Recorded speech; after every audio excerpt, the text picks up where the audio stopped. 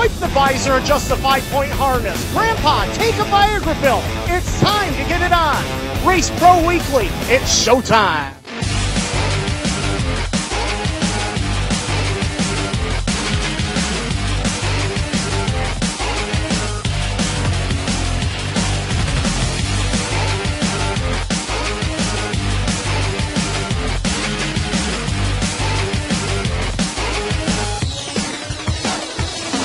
Hello and welcome to another edition of Race Pro Weekly. I'm your host, Mike Warren.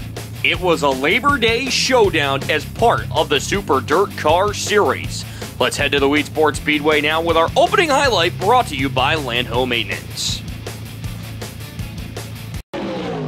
Nothing like a little modified fun on Labor Day as the fireworks set up at the Weed Sports Speedway and the all-famous 4-wide salute to the fans as Eric Rudolph and Tim Fuller would lead the field to the green for the 100-lap Labor Day shootout out at the Weed Sports Speedway. And Fuller going to waste no time going to the outside lane looking for the race lead as the cars work their way down the backstretch. Chad Brockman right there along with Wingate, Pennsylvania's Frank Cozy and the Dr. Danny Johnson working their way up early as the Chris Generelli-owned car number 27J really pedaling to the inside of the 25 of Rudolph down the back straightaway. As they barrel into turn number 3 and 4, he takes second away and set his sights on Tim Fuller. Fuller still out at the front of this one as the 27J going to continue to make his momentum work on the inside lane as now he'd push underneath him up off of turn number 3 and 4 as Johnson would power in as he would look to be your new race leader up off the corners, keeping the momentum locked to the bottom. And Danny Johnson on the move early and often in this one as he looks for the race lead, and he would have it that time down the front straightaway. Fuller going to try to battle back up high early in this event, and keep in mind this is in the first 20 laps of this 100-lapper as the 27J continuing to keep it rolling before problems would ensue on the page-trucking 91 of Billy Decker and the 44 of Stuart Friesen as you see them getting a hand from Keith Flack's crew. Off the restart, Matt Shepard looking to do Matt Shepard things as he has had a heck of a year so far on the Super Dirt Series. He'll rock to the inside of Frank Cozy for the number 3 spot as he battles and looks to set his sights on Eric Rudolph coming off the corner. Alan Johnson going to get involved in this one as well as they would go side by side, him and Frank Cozy that is, up into turn number 3 and 4 as they come down the front straightaway. Johnson power to the outside and AJ Slidewage going vintage up off of turn number 3 and 4. And while this is happening, Matt Shepard continuing to close in on Danny Johnson. Johnson heads to the inside lane where Vic Coffey's right in front of him. Matt Shepard going to get a run with some daylight and he would be the new race leader down the back straightaway as Shepard goes for another victory. Shepard going to continue as now Danny Johnson shoots up to the outside trying to find the momentum, but Shepard will continue to pull away as we move towards the closing stages of this one. Johnson continuing to close the gap on the inside lane, but wouldn't come anywhere near him as Matt Shepard continued to drive away up on the outside lane as he looks to put the 63 of Adam Roberts down a lap, and the 9S continued to power off the corner to pick up his 8th Super Dirt Car Series win of the 2016 season. Danny Johnson would finish in second, Tim Fuller third, Alan Johnson fourth, and Eric Rudolph would round out the top 5. In the Empire Super Sprints A-Main, it would be the Cobra, Chuck Ebing picking up the win, Mark Smith would finish in second, Billy Van Imwagen third, Jason Barney fourth, and Jeff Cook fifth. Last Thursday night was the one and only trip by the Super Dirt Car Series into the Valley of Speed for Mr. Dirt Track USA. Would one of the regulars take home the cash, or would one of the series regulars take home the 17.5? The Sand Lake Slingshot, Kenny Tremont redrew the pole for the 100-lap feature event, and he would start on the outside and blast off at the green flag as they'd work their way up into turn number 1 and 2 for the first time, going 100 times around the Valley of Speed. Keith Flack quickly moving into the number 2 spot, getting by Steve Huff as he shoots up the banking. That causes Matt Shepard to lose a couple of positions. A couple of regulars running in with some of the Super Dirt Series guys, Bobby Varon and Tim Fuller in there, as Huff looking to regroup with Lightning Larry White working his way up on the outside, trying to make something happen. Heavy into lap traffic in the early going may have proven to see tire wear become an issue as the top 3 starting to pedal hard, and Kenny Tremont having to work his right rear up off the cushion and keep it rolling as we make it to the halfway point already. Meanwhile, Keith Flack trying to deal with Brett Hearn as we move to the second half of the race, and Hearn just going to go right underneath Flack. He'd take that spot away and look to set his sights on Kenny Tremont. These two have battled for years here at the Valley of Speed and doing it in Super Dirt Series competition now, as Hearn with a great look underneath Tremont down the back straightaway. He noses out ahead, but Kenny Tremont looking to battle back on the outside, and he does. As this is happening, Matt Shepard may have done a great job of saving that right rear tire as he works underneath the 43 of Keith Flack and right away closes in on the 20 of Brett Hearn. The 9S closing in on your top two is now Hearn going to shoot up the banking, and that allows Shepard the daylight he needs. He would get by Hearn down the back straightaway. Hearn comes back, but down the front stretch, he'll nose out ahead, and Shepard would be your new second place man. Keep an eye on this one as we move towards the last 20 laps of this feature event. Shepard would close in on Tremont as that right rear would start to go away on the 115, and Shepard, proving why he's one of the best, works his way on the inside through lap traffic. New race leader with just 12 laps to go. That'll be the 9S of Matt Shepard. Shepard would pull away from Tremont down the back straightaway, and as this happens, Brett Hearn's right rear goes up in shreds. A tough break for the 20, who had a top 3 run going. Off the restart, Matt Shepard saved it perfectly on the right rear as he would drive away from the rest of the field. And as we mentioned, the 115's tires starting to go away. That allows Stuart Friesen to close in up off of turn number 2. He'll take the runner-up spot away, but he wasn't catching Super Matt as he's $17,500 richer. Stuart Friesen would finish in second as the top 2 on the tour continue to dominate. Kenny Tremont would finish in third, Keith Flack fourth, and J.R. Hefner fifth. Mr. Crate Track USA, as part of the King of Dirt Series, was the companion event. Scott Dewell would pick up the win. John Virgilio would finish in second, David Schilling third, Robbie Knight fourth, and Chris Lynch would round out the top 5. It's now time for this week's Kaiser Aluminum Wheels fan poll question. Now that the regular season is over with Labor Day gone by, what was your favorite event to attend in the 2016 regular season? Head to Facebook.com/RaceProWeekly to cast your answer, and we'll read some of them next week. Now for last week's question, which was, who would win the Lebanon Valley Point Championship in the Modifieds between Kenny Tremont, Brett Hearn, and Keith Flack? Well, 50% of you went with Kenny Tremont. 33% of you went with Brett Hearn. 17% of you went with Keith Flack. Find out who won it later in the program. When we come back on Race Pro Weekly, we'll head down onto the hard clay to see who picked up their championship, and we'll go to Albany, Saratoga for the battle between Mark Johnson and Brett Hearn.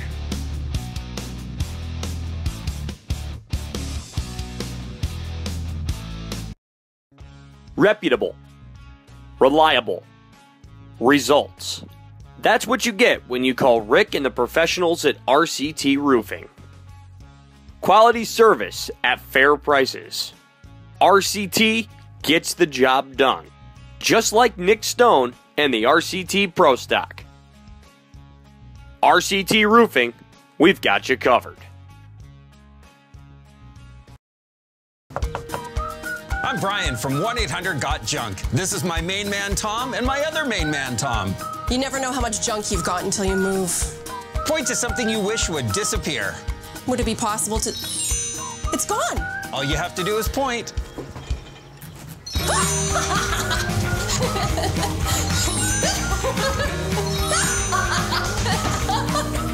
Where have you been all my life? We make junk disappear. All you have to do is point. There's only one place in the Capital Region for you to get the full racing action. Stop down at the Bobco video booth at the track or call 518-399-0937. Bobco Racing Video, the next best thing to being there. Welcome back to Race Pro Weekly. Orange County Fair Speedway Modified Finale for the 2016 Point Championship as Mike Kolka and Chris Schultz up at the front of the field as Mike Kolka would get it out ahead in front. Stuart Friesen trying to move up quickly as he's trying to get by Tommy Meyer with a shot to win the title. Both him and Gary Edwards get caught up on the top side. Then cars come together up at turn number 2. Stewie nowhere to go. Gets caught up on the outside wall as a number of cars involved. Edwards in there as well. And Billy Van Imwagen, as we go back to green, it would be the 25 now of Mikey Kolka back at the front of the field in this one as Chris Schultz looks to try to hold off Bob McGannon for second. Can't do it as McGannon would eventually get by. 33 of Tommy Meyer up on the top side. He's trying to battle with Johnny Leo and Tim Heinle up off of turn number 2 as they race their way down the backstretch. Pair of 33s going at it down the back straightaway as Johnny Leo, Tommy Meyer, and the one of Tim Heinle race down the backstretch. The 233 cars come together. That allows Meyer to get by. Jerry Higby and Brandon Finley fighting for position up towards the mid-range portion of the pack. Meanwhile, as Stuart Friesen trying to race his way past Jeremy Markle in the OB's car, trying to pick up as many points as he can towards the end of this one. Down through turn number 3 and 4, they would ride as here comes Friesen. He'd slip by Markle on the inside lane and now look to continue to go to work. Jerry Higby trying to push his way back up through the field. He's in contention for the championship as well as Mike Kolka continues to lead this one way out at the front of the field. But keep an eye now as Tommy Meyer looking to win the title, and he was coming. Working it up on the outside of Richie Urich for position down the back straightaway. He'd move into the top 5 as now LJ Lombardo and Jerry Higby would fight for the spot up off at turn number 2 with Lombardo taking control. Meyer not going to waste any time as he looks to chase down the 7 of Donnie Wilson up off the corner as Lombardo and Higby still go at it. Here's Stuart Friesen working his way back up as well, but it's not going to be enough for him as he really has to move to get back into this one. Meyer trying to chase down Bob McGannon down the back straightaway, trying to pick up another spot, but won't do it as the check is made payable to Mike Kolka as he picks up the win out at Orange County. Chris Schultz would finish in 2nd, Bob McGannon would finish in 3rd, Tommy Meyer would finish in 4th and pick up the championship, while Donnie Wilson would round out the top 5. Other winners on the night, Gary Edwards Jr. picks up the 358 modified race, while Tommy Meyer also picks up the small block title. Sportsman would go to Tyler Boniface, and Street Stocks would go to Mike Vigiletti. At Albany Saratoga, it came down to one race. 2 drivers, 1 point separating the two. Mark Johnson versus Brett Hearn. Which driver would be fortunate enough to take home the title? Start you off with sportsman action as another 1 point battle between Connor Cleveland and Jeremy Pitts as Cleveland ends up with trouble in the heat race. As we go to the feature event, Cody Blue would power on the outside of Daryl Nutting for the lead. Jeremy Pitts and Connor Cleveland coming together. Blue would win the race and Pitts would win the race over the line as he wins the title, and Cody Blue very happy up on the roof of that one. To the modified feature now as the race within the race starting to heat up as they work their way through turn number 1 and 2. It will be Bobby Hackle with the early race lead on the outside lane in the early going. Mark Johnson had to start deep on the field as he did not get in a handicapping position during the heat race as Brett Hearn had a slight advantage working his way up. As that happened, Stuart Friesen working his way up through the field, trying to make his way through as Mark Johnson started to get closer and closer to the 20 machine, even though he was starting deep on the field. Friesen putting on a show like he has many times through the second half of the season at Albany Saratoga, working his way up into the number 2 spot, then wasting no time as Slee would slide underneath the 97 of Bobby Hackle, looking to take the number 1 spot away, and he does down the back straightaway.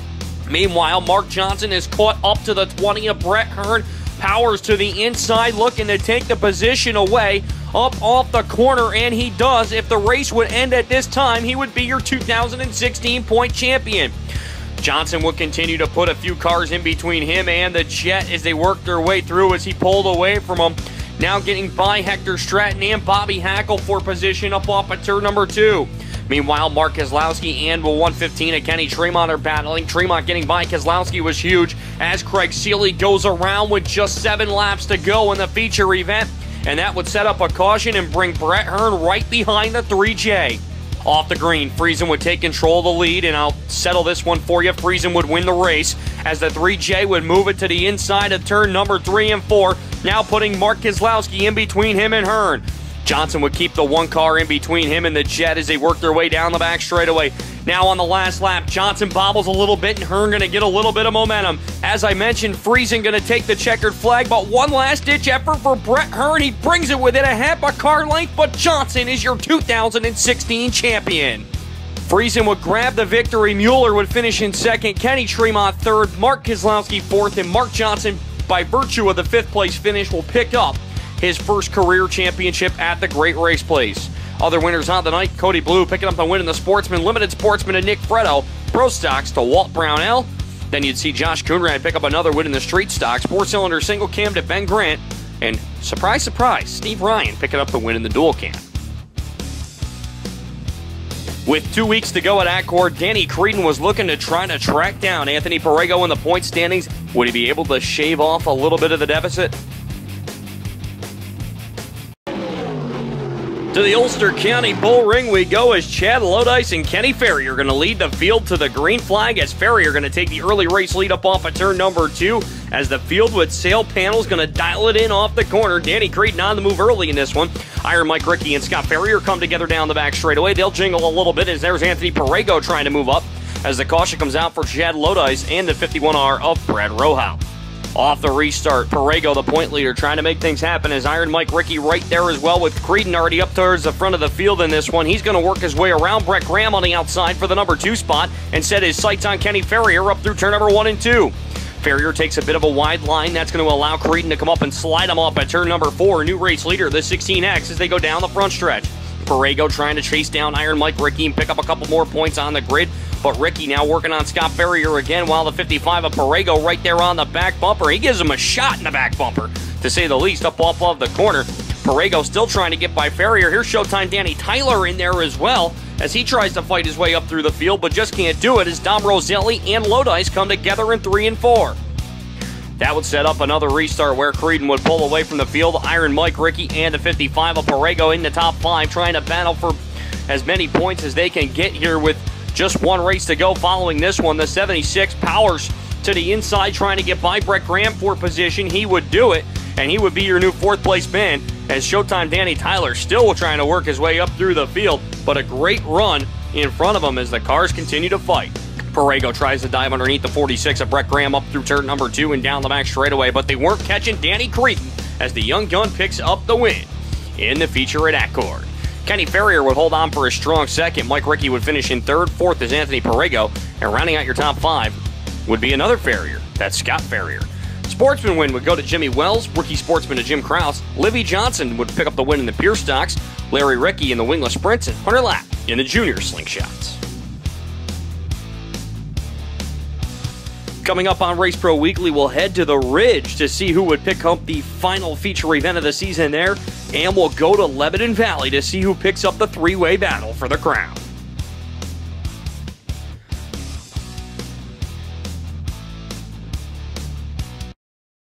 If you're like me, your to-do list never ends. But with just one phone call, I protect my home, family, pets, and yard all year round. With Northeast Pest Control's Premier Home Protection Program, I don't have to worry about bugs and pests, and I don't have to worry about harsh chemicals either. Now how about that want to-do list? Thanks, Northeast Pest Control. Ants, termites, mice, or bees, call today for your free estimate. With Northeast Pest Control, we guarantee you'll live pest-free. Performance, quality, service. That's DMC Racing Products. Hundreds of name brand parts, competitive prices. That's DMC. DMC Racing Products, race to win. Looking for outstanding service for your car, truck, or SUV? Speed's Garage is a family-run business providing the highest quality of auto care. From routine maintenance, brakes, engine, body, or paint work, you can trust the professionals at Speed's Garage. Speed's Garage has all the auto service you need, plus full towing for any vehicle. For championship service, go to Speed's Garage in Mellonville. Welcome back to Race Pro Weekly as we head to Fonda on the Hill. The Glen Ridge Motorsports Park as the 4 cylinders going up and over. Oh boy, that ain't good. 60-lap modified finale in the point standings here for the modifieds as it would be Bobby Vetter taking the early race lead up through turn number 1 and 2. Jeremy Wilder and Bobby Varon separated right together as all Wilder had to do was beat the 00 in this one, and he would be your champion. And speaking of champions, Albany-Saratoga Speedway champion Mark Johnson in the field in that Johnson Family Racing car number 3J as he goes to work trying to move his way up. Problems would have missed on the 53 of Bobby Vetter. That would hand the lead to the 959 of Johnny Lutz looking for his first win of the 2016 season as Mark Johnson having trouble trying to get by Richie Price on the inside lane, fighting for the spot down the front straightaway. Meanwhile, Jeremy Wilder going at it with the 816 of Jeff Rockefeller up through turn number 3 and 4 as Wilder would slide by on the inside trying to work his way up toward the front. Mark Johnson in a battle with Bobby Varon now as he would hold on to the position, still trying to get around that 23P. of Richie Price up through turn number 2, and down the back straightaway they'd ride. Lutzy still at the front of this one. Hansen going to slide under Sean Pangman for the number 2 spot as they continue to work their way up through. As Johnny Lutz and the Tom Clothier Trucking car number 959 machine still at the front of the field, but Wilder was coming to put an exclamation point on the rest of them as he would get by Pangman as the caution comes out for Al McCoy. Off the restart, Johnny Lutz going to see the 22 of Jeremy Wilder now up through the corner, but the 20 of Craig Hansen right there as well. Mark Johnson gets shuffled back a couple spots off the Delaware restart. Yes, he'll drop back a few positions. He'll drive right back by Rockefeller on the inside lane to look to keep position and continue to move toward the front. Meanwhile now, Bobby Varon making his presence known, trying to get by the 34 of Sean Pangman up through the corner, but the 959 of Johnny Lutz now going to see pressure from the 22 of Jeremy Wilder down the back straightaway as Wilder under him about as close as you can get, but Lutzy holding on the outside lane as he would be a little bit faster up on the top side as Johnny Lutz continuing to lead this feature event here as time started to run out. Wilder with another look-see on the inside lane, trying to make something happen as the caution will come out for Richie Price. Off of the restart, the 959 continuing to lead this one. Craig Hansen going to snooker to 22 off the corner. He take the number 2 spot away, and Mark Johnson going to try to follow to get by Wilder up top. He would get the number 3 spot away as they come to the white flag, but that time Johnson makes a miscue. That allows Bobby Varon to get by up on the back straightaway. Final time off the corner, checker would be out. Johnny Lutz would pick up the victory. Craig Hansen would finish in 2nd, Bobby Varon would finish in 3rd, Mark Johnson 4th, and Jeremy Wilder 5th. However, Varon did not get enough points as Jeremy Wilder, your 2016 Glen Ridge Motorsports Park champion. Other winners on the night, Dave Constantino will grab the win in the Sportsman, Nick Stone in the Pro Stocks, Street Stocks to Josh Kuhnrack, Cruisers to Chris Andrew, and Daryl Holbert in the Vintage Mods. At the Merrittville Speedway, Pete Bicknell was looking for another championship. Would he be able to hold off the rest of the field and get it done? 50-lap finale at the Merrittville Speedway, and a little bit of vintage work before we get going on. An old Fred Carlton machine. Meanwhile, here we go. Modified feature would see Wayne Kahn and Tim Jones up at the front of the field in this one as they work their way up through turn number 1 and 2. Wayne Kahn up on the outside lane, going to take the early race lead in that S&W number 8 machine. Jones going to come back to him on the inside, and now Pete Bicknell going to get involved. He tries to go 3 wide up off at turn number 2 as Kahn and Bicknell look to split Jones down the back straightaway. Kahn still with the race lead, but Mr. Small Block ain't wasting no time in that Lucas Oil car number 42 as he works his way up on the inside lane. He'd be your new race leader. Chris Steele in that 3 working on the inside lane, trying to get by Jones for position. At the same time, he tries to pedal past Kahn, and here comes Gary Lindberg into the mix in that 28Z, having one heck of a rookie year in small block competition after moving up from the Sportsman 1 year ago. The hottest driver out west, Eric Rudolph, really starting to pedal on the inside. He'd get by both Carlton and Kahn on the inside lane, then set his sights up on Lindberg and Steele, were going through a spirited battle as Lindberg moving up into the number 2 spot, trying to slide past. He does. Mike Bowman and Ryan Susi going side by side for position up through turn number 3 and 4 as Bowman, one of the drivers trying to catch Bicknell in the point standings, not getting any closer with Bicknell up at the front. Meanwhile, Rudolph and Steele going at it as Eric Rudolph pushes up on the inside lane. That would be a slide job for those of you scoring at home as he works down the front straightaway. Meanwhile, Fast Freddie Carlton, it's almost hockey season, so the Niagara Ice Dog sponsor really starting to pedal up on the top side as he stick checks his way around the 3 machine as he would pick up a position. Now look to set his sights on Chris Steele once again as he had a little trouble, but now here comes the 96 up on the top, really trying to make things happen, but Kahn slides up in front of him. Meanwhile, the 42 of Pete Bicknell is gone in this one as he would slide up in front of Kahn, who was slower traffic at this point, and pick up the victory and the championship at the Merrittville Speedway. Gary Lindberg would finish in 2nd, Eric Rudolph 3rd, Chris Steele 4th, and Mike Bowman would round out the top 5. Paul Gabbery would grab the win in the Sportsman, Dave DiPietro in the Novice Sportsman, Josh Slater in the Wild Lights, Hoosier Stocks to Dave Bailey, and 4 Cylinders to Kyle Rothwell. The point battle at Lebanon Valley saw Brett Hearn leading Kenny Tremont by 8 and Keith Flack by 25. Let's head to the Valley to see how this one played out.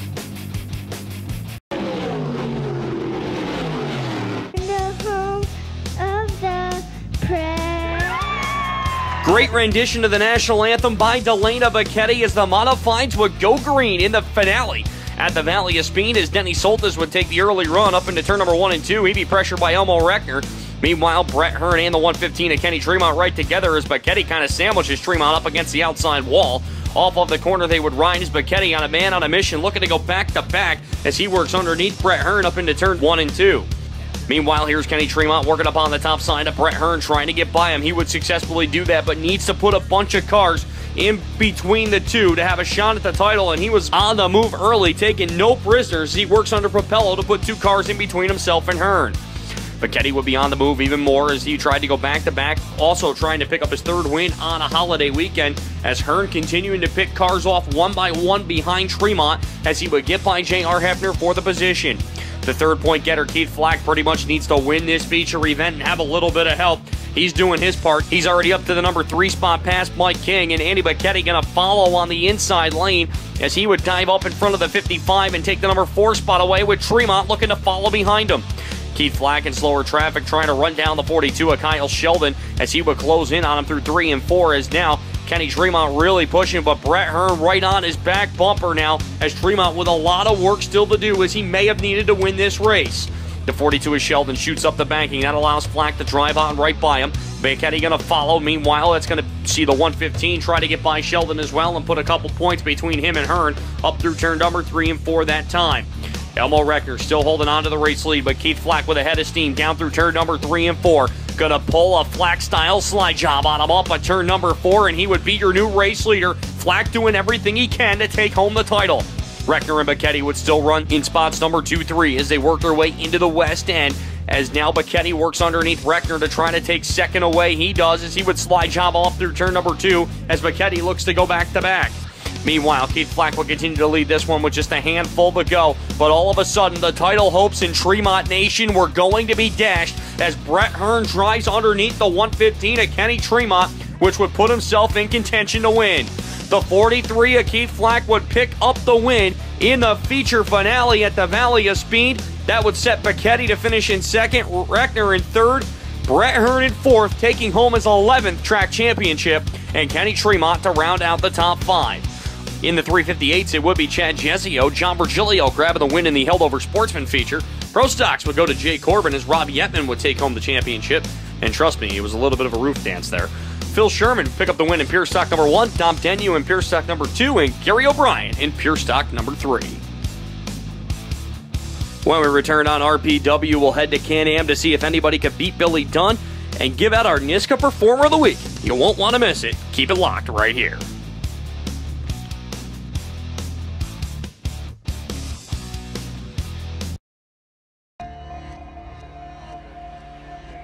Out here,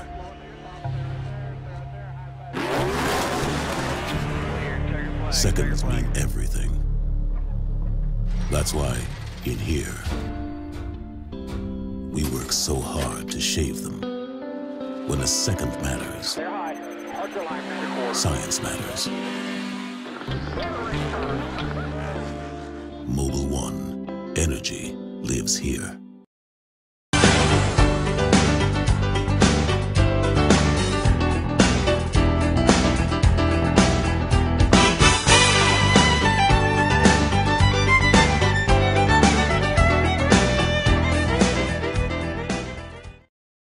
Where is it that going green is going strong? Where trees are planted so emissions can be cut down. Where clean ethanol blend fuels race cars and waste oil never goes to waste. Where is it that the sun comes up and we put it to work, and the passionate fans are just as passionate about helping out? Where? Nowhere but NASCAR. Learn what small steps you can take to make a big difference at NASCAR.com/green. If you are a tracker series that would like to be highlighted on Race Pro Weekly, email us at show@raceproweekly.com. Welcome back one last time to Race Pro Weekly.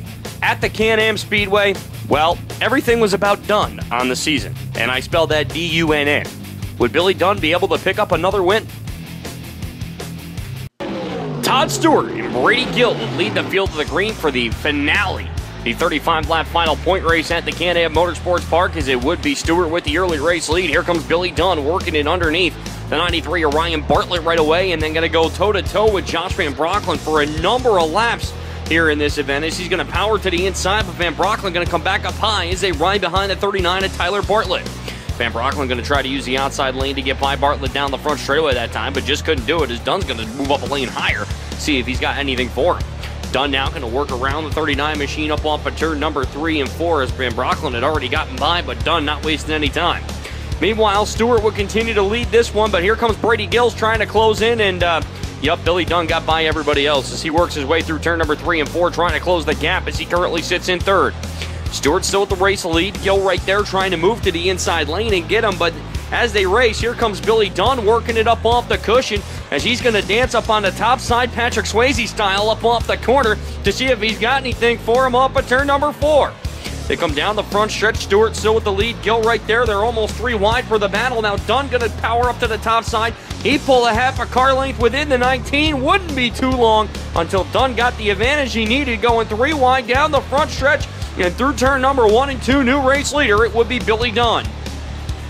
Battle for second going to hold on here as here comes the 10 machine of Van Broecklyn up on the top side. He looked to take the number 2 spot away, but you guessed it, it's deja vu all over again. Billy Dunn picks up the win and the championship as he brings it home at the Can-Am Motorsports Park. Van Broecklyn would have to settle for second, even though he had a great run. Brady Gill would finish in third, Todd Stewart fourth, and Riley Gill would round out the top 5.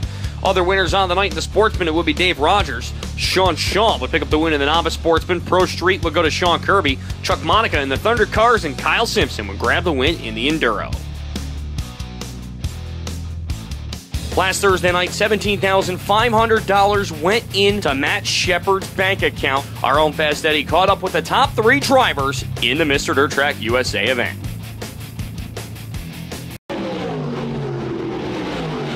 Matt, you come into Lebanon Valley, beat the King of the Valley in the biggest race of the year. How's it feel to get your 20th win in Mr. Dirt Track USA? I'll tell you what, no bigger race, no bigger way to do it. It's not like we started on the pole. You know, we had to pass the best of the best tonight. And, you know, after the weekend we had last weekend, bring this car out first night out, this thing was phenomenal. It just feels awesome. I mean, this is one of the crown jewel events, and to be able to say we finally won it, that's awesome. Tell us about that pass on Kenny with about 20 to go. You know, it seemed like a bunch of times I thought, you know, I'd get runs on guys and lap traffic would kind of mess me up. And, you know, I had a big run on Kenny down the backstretch. I think we caught the 25 car there in 3 and 4. And I knew I had to try and thread the needle there somehow. And when we were able to squeeze through there, you know, I was a happy camper. It was tough, you know. Shepard's good, you know. Those guys are on their money right now. And second to those guys is always good. So we were good. We were fast, you know. It was just tough. We raced a little bit harder with a couple guys that would have liked to sneak by a little bit quicker, but you know, it was we had a good car. The Halmar team's been working really, really hard all season, and we're right there within the points. So we'll try to keep rolling on it and just, you know, work a little bit harder. You had that late race battle, get by Kenny for second. Did you see his right rear tire was going away? Yeah, I saw it on the last caution there. I could see he was fading a little bit and hanging on, especially on a long run. And I saw that. Oh, and that last yellow, I could see half of it was canvas pretty good, so I figured we had a pretty good shot at it. Kenny knows it's got to be a little frustrating starting on the front row and finishing third, but you'll take it, right? Oh, absolutely. I mean, it's tough to take, but you know, you got to run good. You know, the whole race long, not just the first half or the middle. You know, you got to be there, especially at the end. So we just chewed the tire up a little bit. We should have probably went with a harder tire, but you know, third's not all bad. You know, if you're going to start on the front row, it's nice to stay there, but. You know, I've run this race God knows how many years, and you know, a lot of times I wish I could have finished third. So it's not an all bad night. You said the tire was going away. Taking a look in victory lane there, the tire was bald. Did you have any idea that it was gone? Yeah, I mean, I had a pretty good idea. I mean, when it starts sliding sideways instead of going forward, you know that you're on borrowed time. So you try to tiptoe and ease into the corner, try to come up a little straighter, but you got to slow down to do that, and then it's just a matter of time before somebody comes along and goes by you. It's now time for this week's NISCA Performer of the Week Award, and with picking up 4 wins in 4 races, totaling over $30,000, it goes to Super Matt Shepard. Shepard is now eligible for the Performer of the Year Award given out at the end of the season. That's all for this week's show. For the latest news, results, and photos, check out Race Pro Weekly online at www.raceproweekly.com, and be sure to follow us on Facebook, Twitter, YouTube, and Instagram. So for myself, Bobby Chalmers, Fast Eddie, Scott Morlock, Amber Chalmers, and everyone that helps put Race Pro Weekly together, thank you for watching this week's episode, and we'll see you next time.